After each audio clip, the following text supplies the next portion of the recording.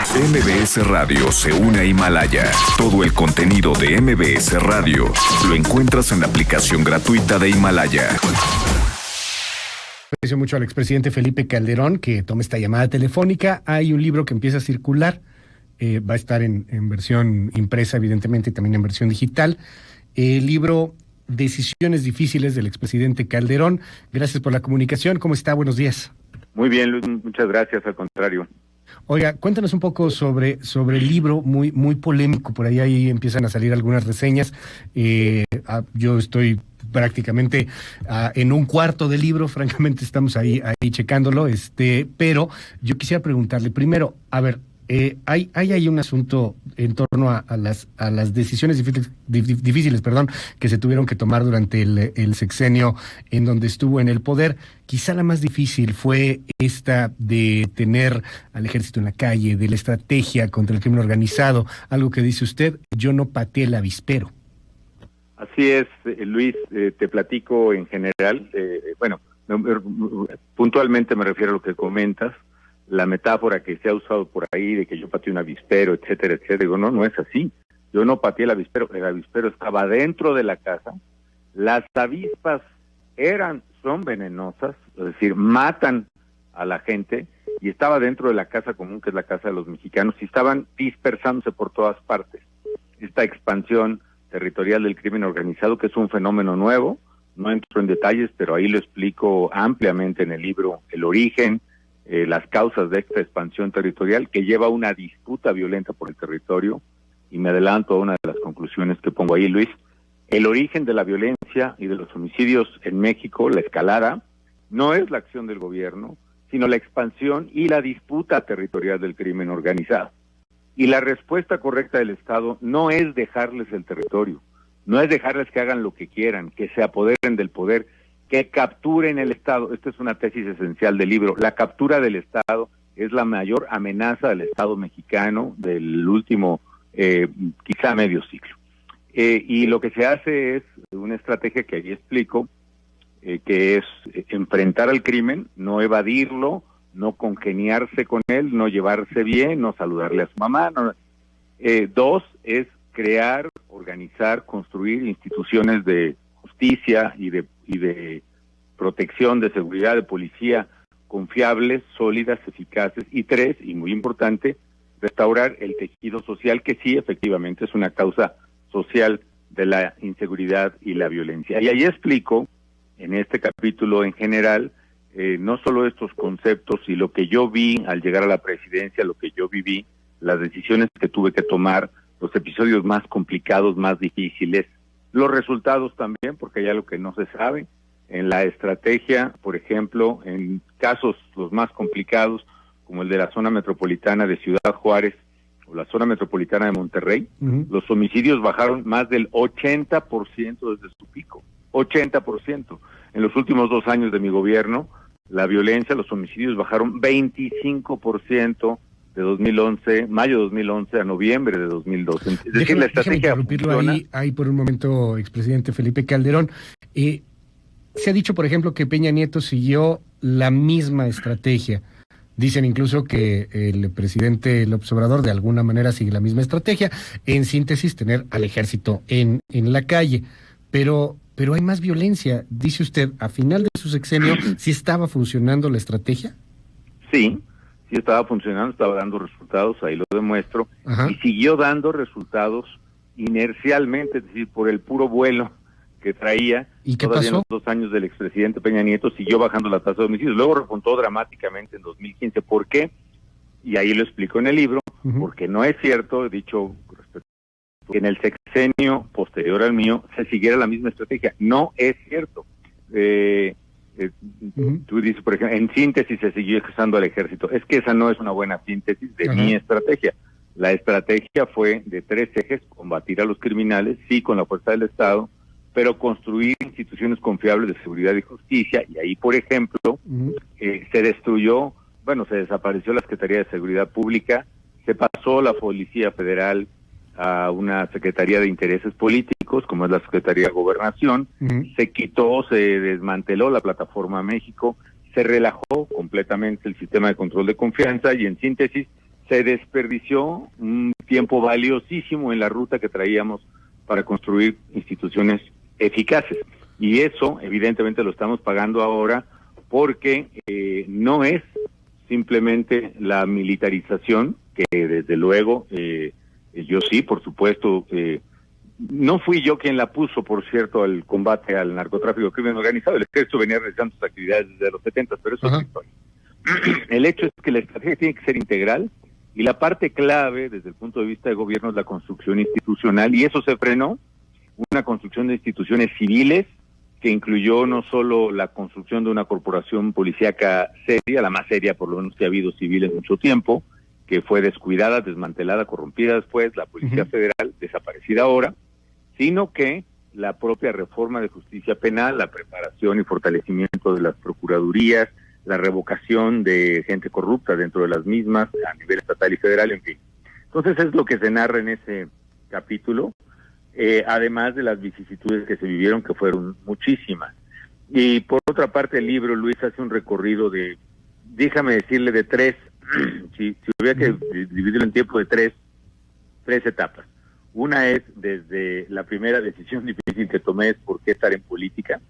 Yo lo explico como una decisión ética, la política como deber, y ahí narro una parte, no solo de las razones por las cuales entré a la política, sino también cómo viví la transición democrática de México por dentro.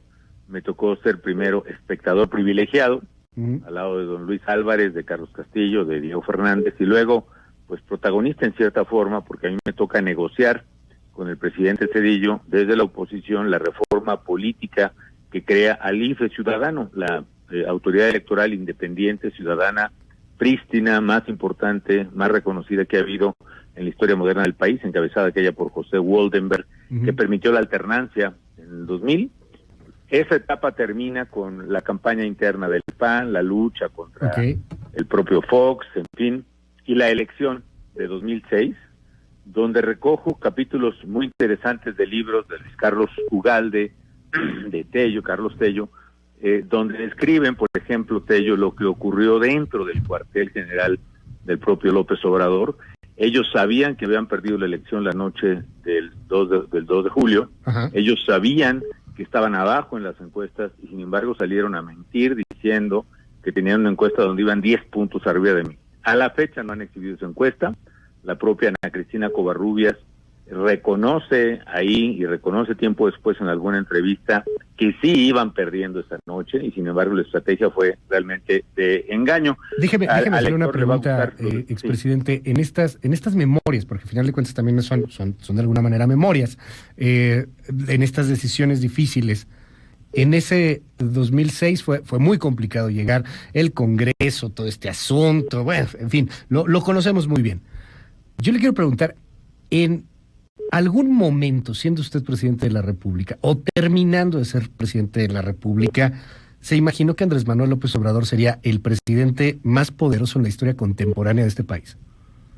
Digo, tiene el Congreso, tiene todo. Claro. ¿Lo veía usted como presidente? ¿Algún día dijo, híjole, a lo mejor algún día López Obrador llega a ser presidente de la República? Sí, porque tenía una capacidad de aglutinación importante. Porque tiene un mensaje muy poderoso que es simplista. Yo creo que una de las muchas definiciones que hay de populismo es decir con cosas, explicar con cosas o dar soluciones muy simples a problemas que no tienen solución o simple. Es decir, decir voy a arreglar, todo se acaba bajando los sueldos a la gente, ya todo se va a solucionar porque acabó la corrupción. Pues eso no es cierto y lo estamos viendo. En el libro sí lo pensé y claro que incluso dije, bueno, no lo dije en el libro, no lo cito, pero la reflexión era que si fracasaba el siguiente gobierno, el de Peña Nieto, definitivamente se abría totalmente la puerta a Andrés Manuel. También lo pensé después y lo narro en el libro antes del proceso electoral de 2018, cuando Margarita iba casi por año y medio continuo arriba en las encuestas incluso contra Andrés Manuel, que si el PAN no procesaba, no digo que si Margarita no fuera candidata, que si el PAN no procesaba democráticamente la elección de su candidato, como lo había hecho en 70 años de historia realmente Andrés Manuel sería presidente, y así fue. El PAN no procesó democráticamente su candidatura, y así fue. Y ahí déjeme preguntarle algo, porque, híjole, cuando usted no era el candidato ni el favorito de Fox. No. Ni tampoco Josefina Vázquez Mota parece que era su favorita. Hay muchos que lo llegan a acusar ya en el PAN de no haber apoyado a Vázquez Mota lo suficiente, de haber promovido o propiciado de alguna manera el rompimiento de este partido político. ¿Qué dice al respecto, presidente? Cosa que es totalmente falso, y ahí también lo explico largamente en el libro. Por supuesto que apoyé a Josefina Vázquez Mota, y explico mi punto de vista de por qué se perdió la campaña de 2012. Básicamente, fueron muchas cosas imputables, si quieres, al gobierno, pero creo que hay una parte fundamental de estrategia, una línea básica. La primera decisión que debes de tomar al definir una estrategia de campaña es de qué perfil es tu discurso. ¿Tu perfil es de cambio, o tu perfil o tu discurso es de continuidad? Si tú eres como dicen los americanos, el incumbent, al que le incumbe, al que le importa que siga el gobierno, tu perfil tiene que ser de continuidad, tu mensaje. Nosotros éramos el incumbent, y el mensaje de la campaña de Josefina fue de cambio, ¿no? El lema incluso era diferente. Y solo que en esa elección pues había un chorro de candidatos muy buenos que proclamaban cambio. El presidente Peña, el presidente López Obrador, Cuadri y Josefina. Entonces eso pues terminó siendo contradictorio de manera de ver para un gobierno que tenía un apoyo del 68% en las encuestas, pero no había su propio partido empujado la continuidad del gobierno. Lo explico ahí, hay otros factores. Eso me lleva a, básicamente, la segunda etapa del libro es decisiones de gobierno difíciles. Claro. Ahí, por ejemplo, hablo del tema de seguridad que hemos mencionado, hablo del caso de Lucha y Fuerza, hablo de la pandemia H1N1, las decisiones que tuvimos que tomar. Es curioso, pero parece que se está recreando el 2009 en el 2020, una pandemia mortal. En aquel tiempo, al principio, no había cura, no había vacuna tampoco, la gente estaba muriendo en los hospitales. Hay una diferencia ciertamente fundamental, que se encontró relativamente pronto un tratamiento que era el oseltamivir, pero lo que sí es muy parecido es la crisis económica, Luis, que se genera no por la pandemia en aquel tiempo, pero sí la crisis económica a nivel mundial, con la quiebra financiera de Estados Unidos, que nos afectó durísimo a México. Y ahí también pueden servir de experiencia las decisiones que narro en el libro. Por ejemplo, la decisión de apoyar a las empresas, ¿no? De prorrogarles el pago de sus cuotas al Seguro Social y algunos impuestos, de apoyar, por ejemplo, con parte del salario a muchos trabajadores, a 500,000 más o menos, que estaban a punto de ser despedidos. Si el trabajador aceptaba, por ejemplo, ganar 1/3 menos en lugar de que lo corrieran, y la empresa aceptaba pagar 1/3 del salario a cambio de no despedir al trabajador, el gobierno pagó 1/3 parte también durante 3 meses, y eso evitó el despido masivo de cientos de miles de trabajadores.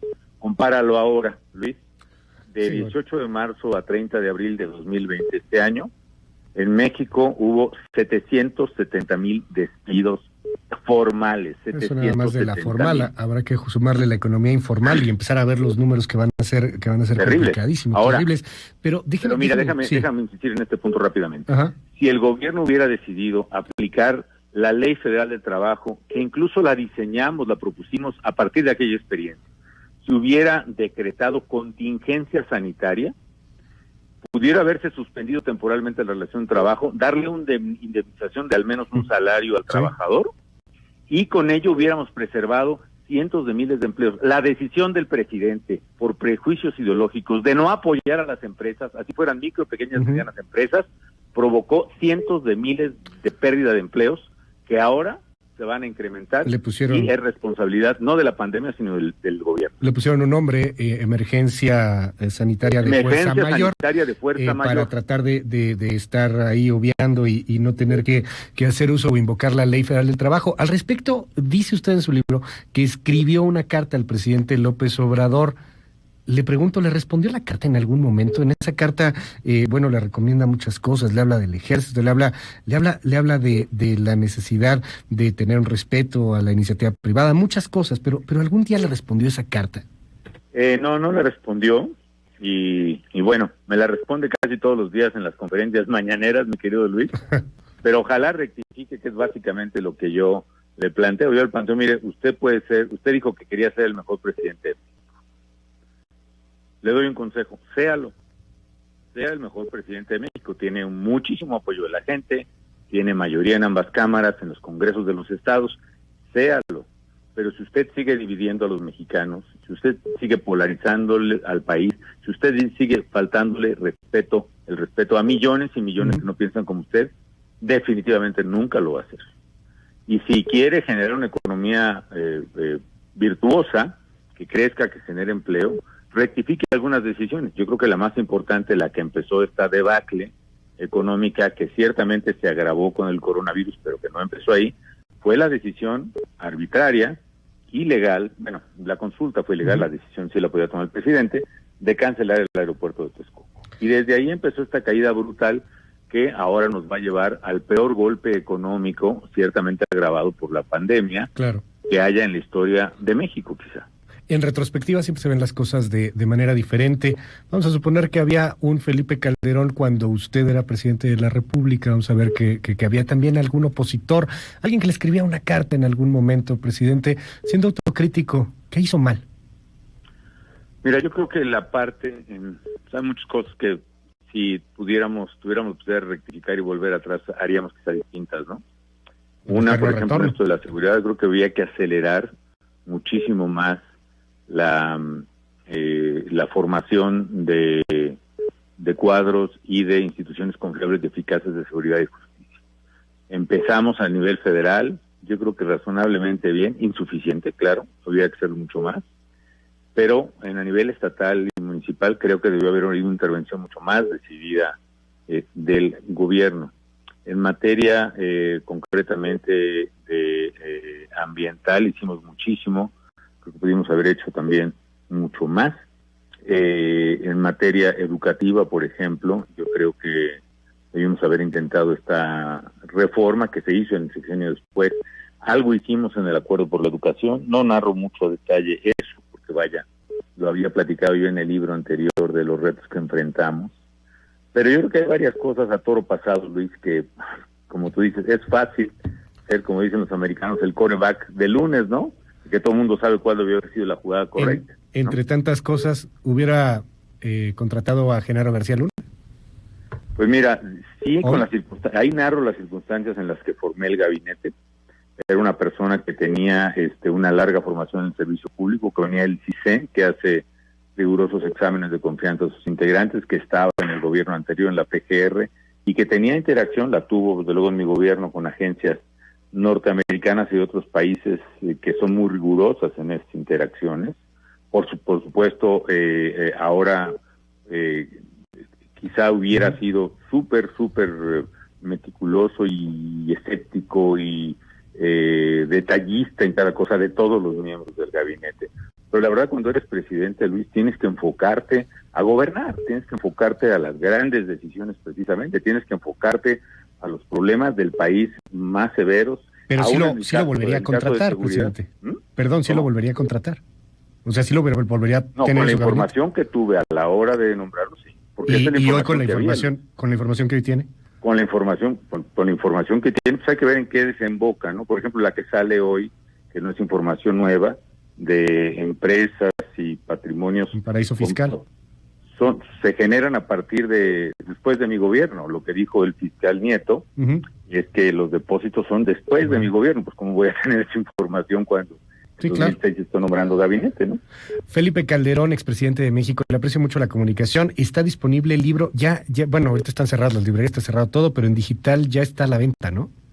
Sí, en Amazon, si la gente tiene una Mac o un Apple o un iPhone, están en Books, la aplicación está en Librería Gandhi, sí. También lo entrega en físico, en físico y en digital, Amazon en físico y en digital.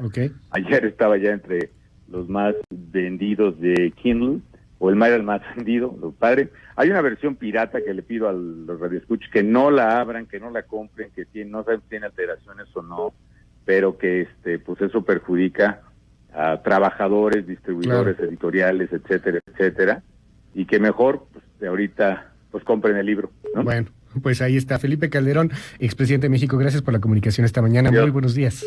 Gracias, Luis, a ti. MBS Radio se une a Himalaya. Todo el contenido de MBS Radio lo encuentras en la aplicación gratuita de Himalaya.